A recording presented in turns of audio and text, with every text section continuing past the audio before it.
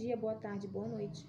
Me chamo Elizabeth Maria, sou aluna da instituição UFRPE, aluna do Polo Gravatá, e quem vai nos contemplar com suas falas e participações, né, durante esta videoaula são os nossos colegas Ana Lúcia e Edmilson. E esta videoaula parte da disciplina Historiografia Moderna, que tem como professor formador Hugo e professor tutor Fred.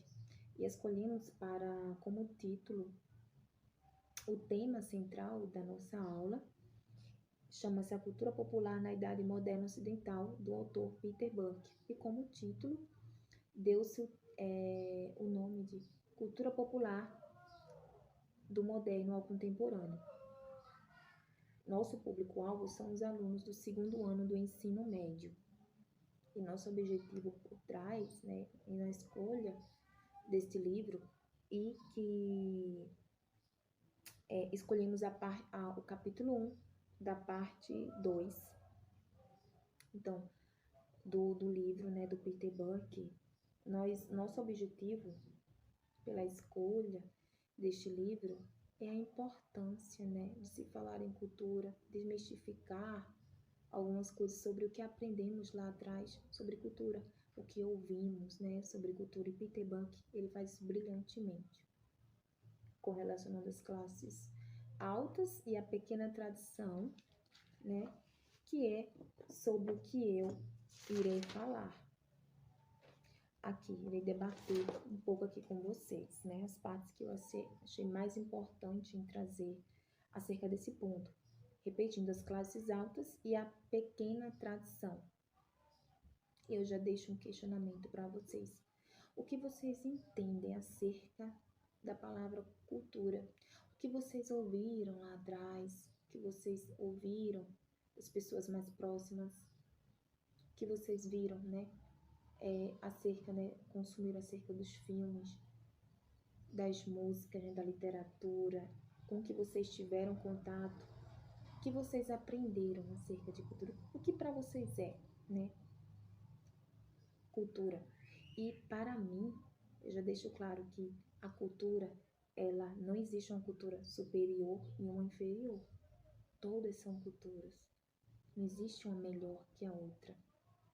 Então, a gente, eu cresci achando que cultura tem a ver com pessoas cultas, né, com as pessoas das classes altas, as eruditas, né, a aristocracia. E não existe cultura sem ser humano. Todo ser humano inserido numa sociedade, ele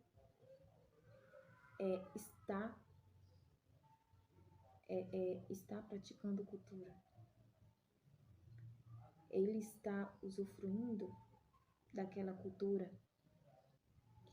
E então é interessante a gente fazer bem essa distinção, né? Não existe, já deixo claro, não existe, a cultura das classes altas não é melhor que a cultura das pequenas tradições, né? Então, isso, quando a gente olha o contexto nos séculos XVI e XVII, na Idade Moderna, lá na Europa, a gente vai entender bem essa complexidade, né? E a cultura, ela estava atrelada, né, a essas pessoas mesmo da elite, da aristocracia. E Peter Burke, ele vem nos convidar a refletir acerca desse pensamento. Ele já deixa claro em seu livro, a cultura, ela já é complexa.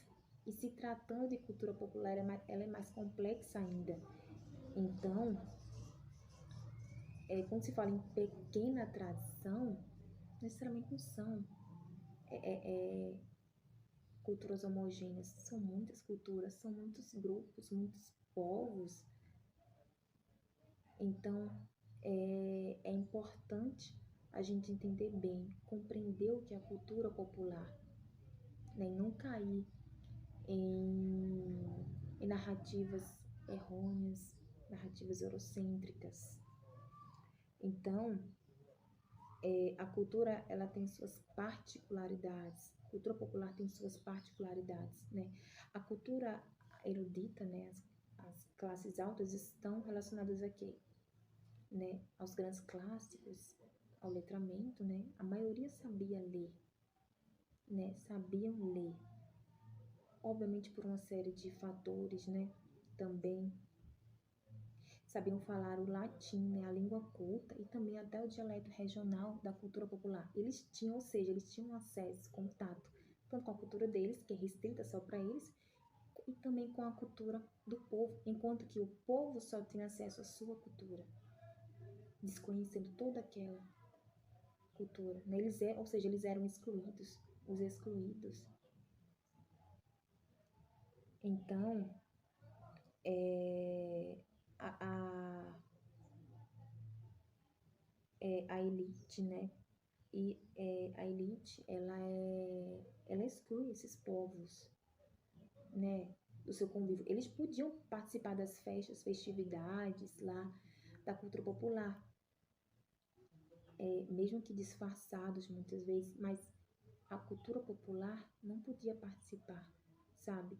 Então, e eles tinham, para eles a cultura deles, a cultura erudita era séria, enquanto que a cultura popular era pura diversão, né? Eles se divertiam, mas para eles a sua cultura era melhor, era superior. E mais à frente, né? Peter Burke, ele vai fazer uma crítica ao Redfield, né, que denomina pequena tradição, em que Peter Burke vai criticar, né? Peter Burke diz que ele foi infeliz, as minhas palavras, Redfield foi infeliz para Peter Burke associar a cultura popular à pequena tradição, uma vez que são grupos, como eu havia falado, distintos, né, de regiões diferentes, com climas diferentes, com culturas completamente diferentes. Então não se pode tratar da cultura popular do povo, que a cultura popular é o povo. Então, o povo não deve ser tratado como uma cultura homogênea. Não deve, porque é muito complexo. É preciso entender cada grupo e a sua importância dentro do seu contexto. Então, são sujeitos históricos que produzem cultura a todo momento, né? Então, há fatores que influenciam. Quem são esses grupos? São os marinheiros, são os artesãos, são os tecelões, são os soldados. Então, esses grupos compõem toda a cultura popular. Então, a cultura popular é muito riquíssima. Ela é muito rica e muito ampla. Então, precisa-se ter o cuidado em falar sobre eles. Redfield vai aparecer lá nas variações do campo e cidade. Então, é isso. A cultura popular é uma cultura que está presente, sabe? E que ela representa muito mais, né, do que a pequena tradição. Então, vou passar agora a vez que irá dar continuidade nessa videoaula.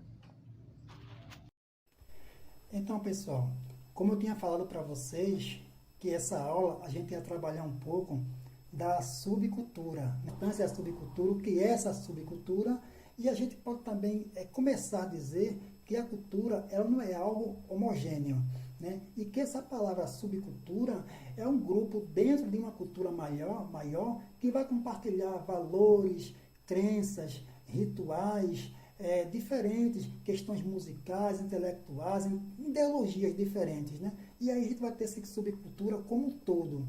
E aí você passa a ter essa riqueza desse debate, a riqueza dessa aula, né, como um todo, para entender o que é a subcultura. E aí, pessoal, o livro de Peter Booker, ele vai falar da cultura dos artesãos, a cultura do agricultor, dos camponeses. Então, são esses povos aí que cada um tem sua cultura, mas que não deixam de ser importante né? É uma cultura como se fosse local, é uma cultura daquele povo. Quer dizer, para exemplificar, você tem um agricultor, ele tem a sua maneira de plantar, ele tem a sua maneira de colher, ele tem a sua maneira de arar a terra, de como é que vai lidar com essa terra. Então, tudo isso aí você vê que a riqueza que esse pessoal, pela simplicidade que tem, mas essa cultura está presente naquele povo ali. Claro que é uma cultura que não quer dizer que, por ser chamada de subcultura, ela é menor, ela é inferior, ela vai ficar restrito àqueles agricultores. Não, essa cultura ela vai fazer parte de um todo, ela vai fazer parte da própria cultura, porque é cultura, mas que foi denominada de subcultura, não entender, porque faz parte daquela, vamos dizer assim, não é minoria, mas é daquela categoria ali, dos artesãos, dos camponeses, né? Então você vai ter essa subcultura e a importância dela para o século atual, porque se a gente pega as questões das plantações, de como é que se planta, de como é que colhe, de como é que você vai arar a terra, de como é que você vai aguar, tudo isso aí não é coisa que veio de uma hora para outra, isso já veio lá de trás e que a gente precisa entender essas questões de hoje, né? Mas está lá o pé lá no passado, que a gente tem que buscar essas informações lá do passado e agregar esse conhecimento no século atual, contemporâneo, no século XXI, né? E entender que nada está solto, está tudo muito bem amarradinho, muito bem conectado. Então há essa grande importância de se estudar essa própria subcultura, né? Entender o que ela é, o que ela representa para cada povo, para cada população. E fazendo analogia, pessoal, do século XVI, XVII ao século XXI em relação à subcultura, ora, se cada povo tem a sua determinada cultura e é chamada de subcultura, a gente pega a própria cultura do bairro do Recife, né, da cidade do Recife, a gente pega a cultura do bairro, é o brega. Quer dizer, esse brega é uma cultura muito local, são cultura do bairro, mas não deixa de ser cultura. Pode estar caracterizado, pode estar lá determinado como subcultura, porque faz parte daquela minoria, eu digo minoria porque são aquelas pessoas daqueles bairros ali que curtem esse tipo de música. Não é todo mundo, mas são uma pequena parte daquele bairro que vai curtir esse tipo de música. Então, é uma cultura local, onde você tem nas suas letras, né, as canções feitas da realidade daquele povo ali. Então, é uma cultura local que as pessoas gostam, curtem muito, sobretudo nos fins de semana, que saem para curtir essas músicas, os shows e tudo mais. Eles gostam, eles dançam, eles fazem suas coreografias. Então, tem a sua própria cultura, né? Aquela cultura do brega. Assim como a gente vai ter também a cultura do próprio funk do Rio de Janeiro. Né? A maneira de como eles curtem, de como eles entendem o funk, as suas letras, se elas são locais, se elas têm ideais políticos ou não, mas é uma cultura deles, são aquele povo que curte esse tipo de música. Então, essa cultura ela também vai fazer parte de um todo, ela não vai ficar restrita só no bairro, ela vai se expandir, ela vai se disseminar, né, para que todos tenham também o conhecimento dessa própria cultura. Obviamente não vai chegar a todos, mas que todos tenham o acesso a essa cultura que se chama subcultura. E aí a gente pega o livro de Peter Booker, que ele também vai falar da cultura, como acabei de falar anteriores, né, dos artesãos, de camponeses, dos agricultores. Ele também vai falar da cultura dos marinheiros, ele também fala da cultura dos soldados, né? Quer dizer, essas pessoas que viviam ali isoladas, vamos dizer assim, isoladas eu falo no sentido de marinheiros estar ali, vamos supor, no alto mar, mas eles estão fazendo sua própria cultura ali, a maneira de conversar, as suas cantigas, né? As suas músicas, os seus coros respondidos. Então ele cria-se ali naquele ambiente uma própria cultura, é a subcultura, é algo pequeno, mas são deles, é aquela cultura deles, aqueles marinheiros, que depois que é feita essa subcultura, depois que criada essa subcultura, obviamente essa cultura ela não vai ficar restrita só e somente só aos marinheiros, né? Não é isso. A mesma coisa são os soldados que quando vai para as suas guerras, quando vai para o seu campo de treinamento, que tem seus códigos, a sua maneira de guerrear, sei lá, de correr, de fazer o que eles fazem lá, tá, aquela coisa toda. eles também criam sua subcultura ali dentro daquele campo de concentração, daquele campo de batalha. Tem sua própria cultura, tem seus próprios códigos, né? Então, assim, a gente passa a perceber, a ver o quão rica é essa questão da subcultura, da subcultura dentro da própria cultura, que vai sair dali, vai se disseminar, né? E a gente vai ter essas questões de valores, de crenças, né? De hábitos, né? Que são muito importantes, que vai caracterizar a própria cultura.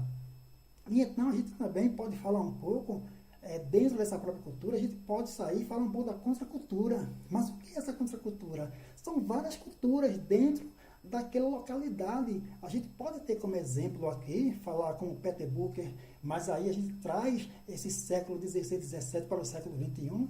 Eu falo o estado de Pernambuco, ele pode muito bem receber migrantes da Bahia, de Alagoas, da Paraíba, Rio Grande do Norte, Piauí, e dentro desse estado aqui, você vai ter esse caldeirão multicultural, né? Você vai ter pessoas que vai absorver também culturas diferentes, quer dizer, não só absorver a cultura pernambucana, mas os pernambucanos também vai absorver outras culturas, por mais que Pernambuco seja o lugar para onde eles vieram, né? O lugar de destino, vamos dizer assim, mas também vai receber essa cultura do Piauí, do Maranhão, da Bahia, de Alagoas, de todos esses estados que vão fazer, que estão migrando para essa região. Então você vai ter esse caldeirão multicultural dentro do estado. Então, isso não quer dizer que essas pessoas perderam suas próprias identidades. Não quer dizer isso não. O que quer dizer é o enriquecimento cultural, né? É uma contracultura, mas que você não vai perder a sua cultura. Você vai cultuar do mesmo jeito, você vai valorizar do mesmo jeito, só que quando você está num estado diferente, você vai passar agora a curtir, a entender um pouco da cultura local, né? Porque a sua está em menor quantidade naquele momento, mas não quer dizer que você perder sua própria identidade. Então, é muito importante essa questão da gente ver da cultura, da subcultura, da contracultura, né? Que eu acabei de falar agora, o quanto ela é importante para a formação mesmo da própria sociedade brasileira, né? Que teve aqui a cultura do índio, a cultura do branco, a cultura do europeu. Então, a gente passa a ter essa importância, que são várias culturas dentro daquela localidade, né? Mas que não perde o seu jeito de ser. Então, pessoal, com isso, eu gostaria de agradecer a vocês pela aula, pela participação, e eu espero que vocês tenham gostado da aula, né? E tenham tirado um bom aproveito dela. Bom, aqui eu me despeço, até mais, muito obrigado e até a próxima. Olá pessoal, eu sou Ana Lúcia e junto com meus colegas venho me unir a vocês nessa viagem, nesse caso à luz do grande Peter Burke, sobre o fantástico universo da cultura popular, nesse contexto, na Idade Moderna e no contemporâneo. Seguindo nessa viagem pela história da cultura popular, como exploraram tão brilhantemente Ed e Elizabeth, né, sobre sua circulação entre o mundo do povo e o da elite e como ela se manifesta no campo, na cidade, na época atual, no presente. Pois como nos mostra Peter Burke, e também elencaram meus colegas, a cultura ela é uma via de mão dupla, né? Nem sempre ela é linear. Ela é cheia de trocas, cheia de influências e adaptações. Vamos lá? Então, diante de tudo o que vimos, podemos entender que a cultura popular, ela não é uma coisa só, uma coisa uniforme. Vamos dizer como um bolo de chocolate. Não, ela é como um prato bem temperado, cheio de ingredientes diferentes, né? Ingredientes como festas, histórias, músicas, crenças, rituais, literaturas, né? São variedades que se manifestam de formas distintas no campo e na cidade. Onde existe ser humano, tem cultura. E é justamente aí que a história vai ficando bem interessante. Eu estava fazendo uma leitura de Peter Burke e vi uma passagem que eu achei super pertinente e que me lembrou a fala da colega Elizabeth quando ela falou do erudito e do popular, né? E eu achei bem interessante de trazer para vocês o exemplo das bruxas, né? A figura da bruxa. que Jacob Grimm dizia que a crença vinha do povo, enquanto Joseph Hansen afirmava que ela tinha sido elaborada por teólogos, a partir de tradições clássicas e cristãs. Pesquisas atuais mostram que ambos estavam certos. As famosas bruxas, aquelas imagens de bruxa do século XVI e XVII, combinavam elementos populares, como o poder de voar, e os conceitos eruditos, como o pacto com o diabo. Então, essa mistura evidencia como tradições distintas se fundem, reforçando a ideia de que a cultura popular e erudita estão em diálogo constante e permanente. Burke, assim, nos ensina que essa circulação não é apenas um movimento de influência, mas uma reprodução de valores, de crenças e de identidades, muitas vezes até de forma inconsciente, como apontou nossa colega Elizabeth no início da discussão. Lá atrás, no começo da Europa moderna, os camponeses eram a maioria, cerca de 80 a 90% da população. Mas eles não tinham uma cultura única e homogênea, como uma TV de um único canal, não. Cada aldeia tinha suas festas, suas danças, seus contos, suas tradições, que variavam de região para região, como hoje ainda acontece. Cada comunidade tem seu jeito especial de celebrar. Eles tinham festas próprias, como as de santos, exemplo de Santa Ana, uma devoção fortíssima, e festas sazonais, como citou Ed, que eram ligadas à agricultura, como colheitas, plantios de inverno, secas, enfim, tudo que é inerente ao campo, né? Ainda hoje no Brasil, por exemplo, nós vemos, como exemplo dessas festas sazonais, as festas de São João, com quadrilha, fogueira, comida típica, o mesmo espírito, só que há 500 anos na Europa.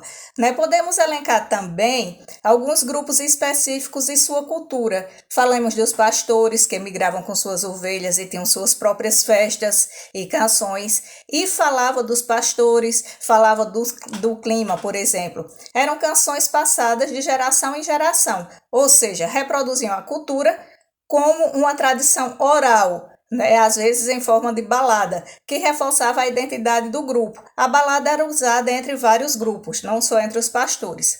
Hoje podemos pensá-los como pastores de comunidades rurais e até nas festas de reis, que mantém viva essa cultura de pastores de ovelhas. Outros grupos muito proeminentes na Idade Moderna eram dos ferreiros, tecelãos, carpinteiros, cada um com suas próprias canções, rituais e símbolos, uma espécie de cultura de ofício. Eles tinham suas festas, suas tradições de iniciação e até de sua linguagem própria, digamos como uma cultura fechada que se reproduzia na oficina e nas celebrações. E falando em tradições, não podemos esquecer os caminhantes, os viajantes, os mendigos, que também tinham sua própria cultura, como pontuou Ed. Como os pastores, eles viviam à margem da sociedade, mas tinham suas próprias histórias, músicas e rituais. Alguns eram heróis, outros eram párias, mas todos mantinham um modo de vida que reproduzia sua crença e seus valores. Esses grupos itinerantes, como dos ciganos ou os trovadores, eram grandes transmissores de cultura.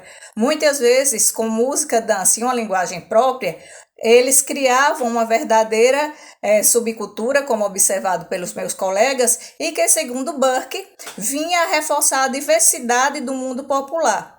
Nas cidades, é claro, a vida, como hoje, era muito mais agitada, mais diversificada. Aqui as guildas de artesãos tinham seus próprios santos, festas e tradições, como por exemplo Corpus Christi, que mobilizava toda a cidade com procissões, teatro e música.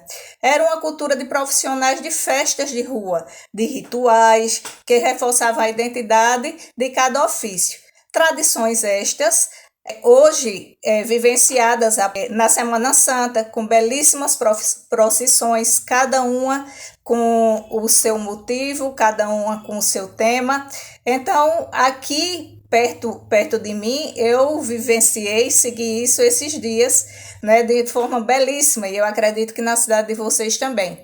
Podemos nos estender ainda para as minorias étnicas, bairros e suas festas. Né? Viver em cidades grandes também significava a convivência com minorias, judeus, muçulmanos, gregos, eslavos. Cada grupo mantinha suas tradições, festas e comidas.